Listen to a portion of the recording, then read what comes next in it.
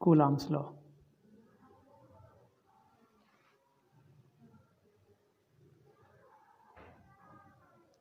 Coulomb's law ठीक ठीक gravitation law जैसा ही है, बस यहाँ पर क्या होता है, दो चार्ज पार्टिकल और दो चार्ज बॉडी जिन पे चार्ज Q1 और Q2 हैं, इन दोनों के बीच का separation R। According to Coulomb's law, ध्यान से सुना, according to Coulomb's law the electrostatic force acting between two charges is directly proportional to the product of charges or magnitude and inversely proportional to the square of distance between them। कोई भी दो charge particles के बीच का electrostatic force दोनों charge particles के product के magnitude के डायरेक्टली प्रोपोर्शनल और इन दोनों चार्जेस के बीच की डिस्टेंस के स्क्वायर के इन्वर्सली प्रोपोर्शनल। दोनों को कंबाइन करके लिखते हैं तो क्या हो जाएगा, दोनों को कंबाइन करते हैं, F is directly proportional to Q1 Q2 upon R square. एक कांस्टेंट वैल्यू आएगी इक्वल का sign 1 upon 4 pi epsilon naught Q1 Q2 upon R square. ये हमारा क्या हो गया, कूलम्ब्स लॉ। यहाँ पर जो कांस्टेंट वैल्यू है वो ध्यान से देखना, where 1 upon 4 pi epsilon naught is equal to 9 into 10 to power 9, ये फिक्स वैल्यू होती है, 9 10 to power 9 newton metre square upon coulomb square.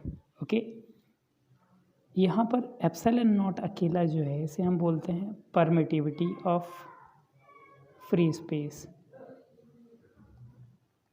Permittivity of free space, और इसकी वैल्यू जो है वो epsilon naught is equal to,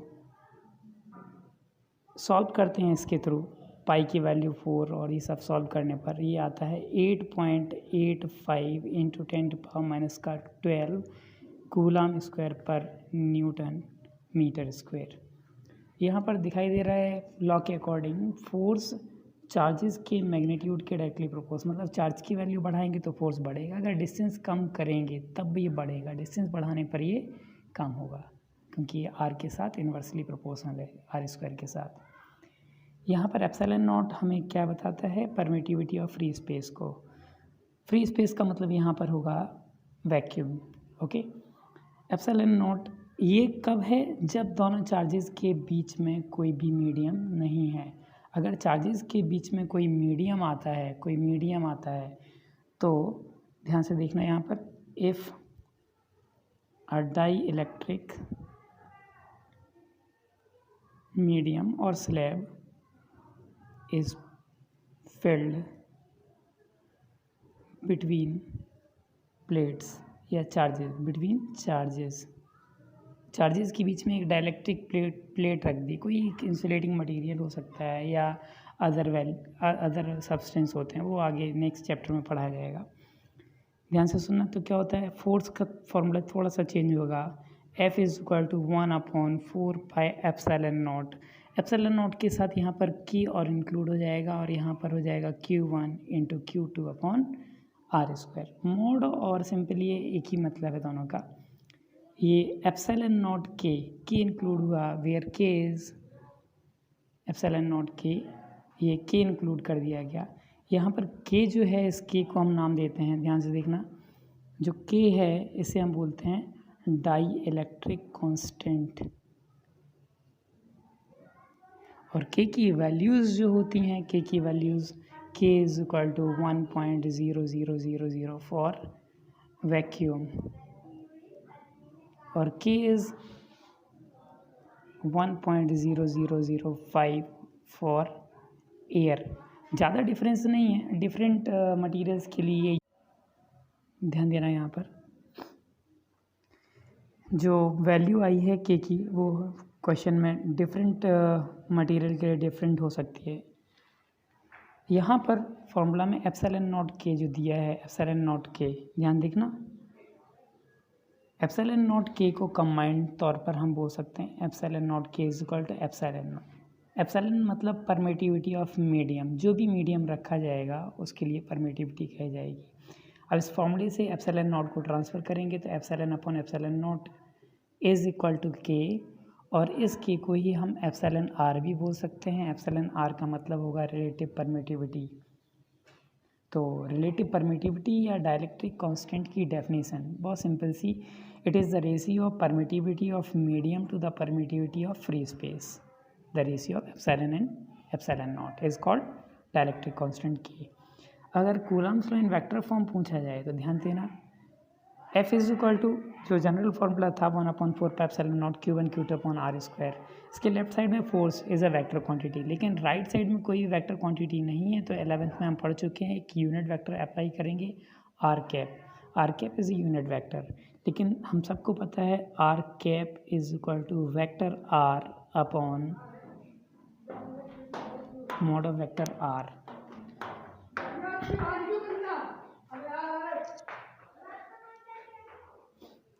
are cap की value इसमें रखते हैं तो क्या हो जाएगा, vector F is equal to 1/4 pi epsilon naught Q1 into Q2 upon R square तो था ही था। आर कैप की value vector R upon are cube हो जाएगा। यहाँ पर ये वेक्टर फॉर्म को रिप्रेजेंट करता है। ये तो हुआ हमें Coulomb's law in vector form. ये टॉपिक कंप्लीट है। अब इस पे बेस्ड एक न्यूमेरिकल, बहुत सिंपल सा क्वेश्चन, ध्यान से सुनना। फोर्स बिटवीन, उससे पहले एक चीज़ और, एफ और आर लॉ के अकॉर्डिंग फोर्स और डिस्टेंस के बीच में जो ग्राफ ड्रॉ किया जाएगा, एफ और R, F is inversely proportional to R square then rectangular hyperbola आएगा। वो पढ़ चुके हो सब पहले भी, तो इसे समझाने की ज़्यादा ज़रूरत नहीं है। अब क्वेश्चन को पे आते हैं। Force between two charges is 18 Newton if distance between charges is reduced to half, what will be new force?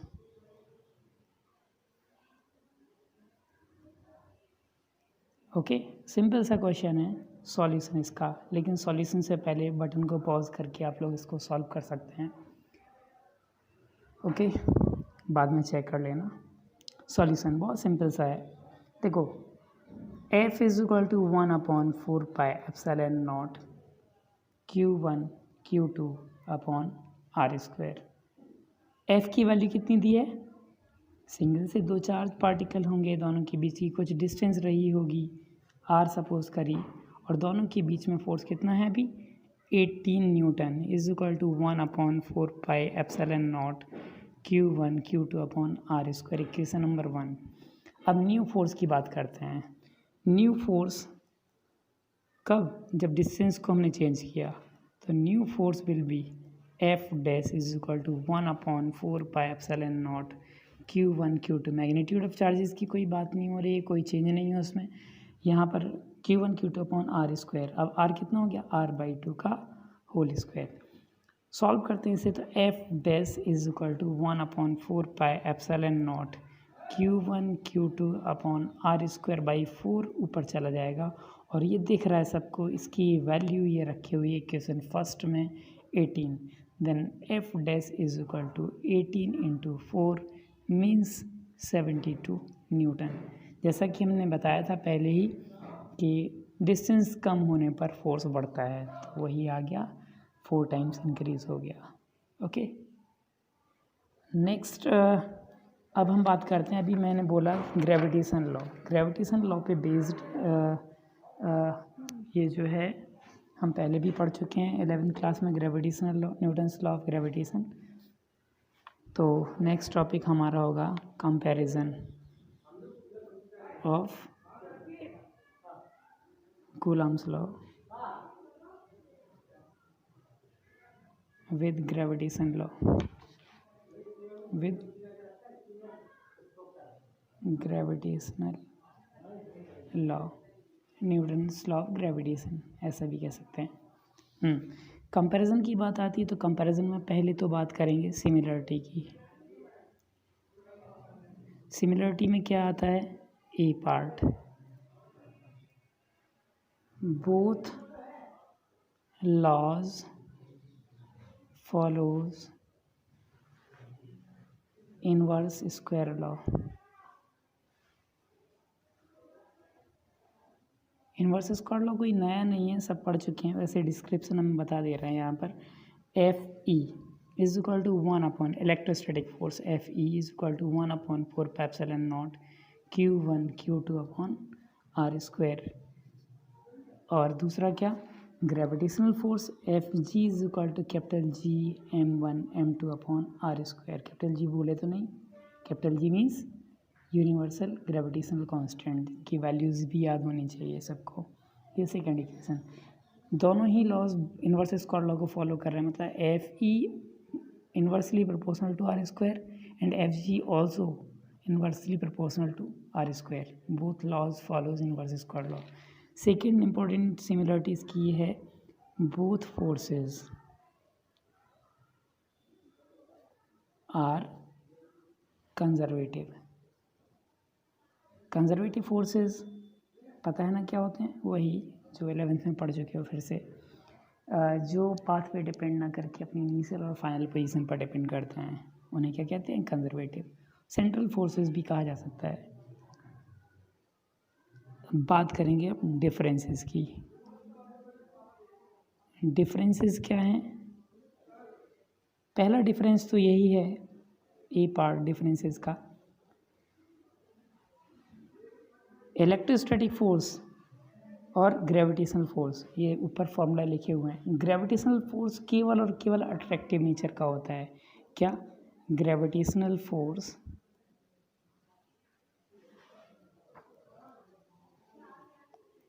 only attractive while electrostatic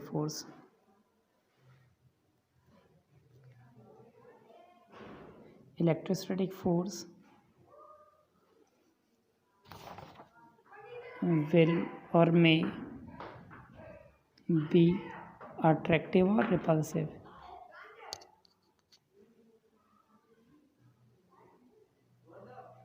B part भी अभी बताया, जैसे कि इलेक्ट्रोस्टैटिक फोर्स मीडियम पर डिपेंड करता है, मतलब उनके बीच में डायलेक्ट्रिक स्लैब रखी गई थी तो अपॉन किया गया था एप्सिलॉन नॉट के साथ, लेकिन ग्रेविटेशनल फोर्स में कोई चेंज नहीं आता है। मीडियम के बीच, दोनों मास के बीच में कुछ भी रख दिया जाए, कोई ग्रेविटेशनल फोर्स चेंज नहीं होगा। Means electrostatic force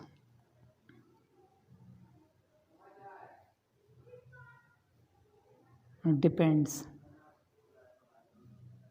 upon medium between charges, while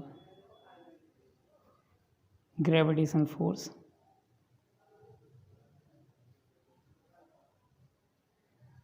writing समझ लेना, बोलने के अकॉर्डिंग जो बोल रहा हूँ वही लिख रहा हूँ। while gravitational force is independent of medium।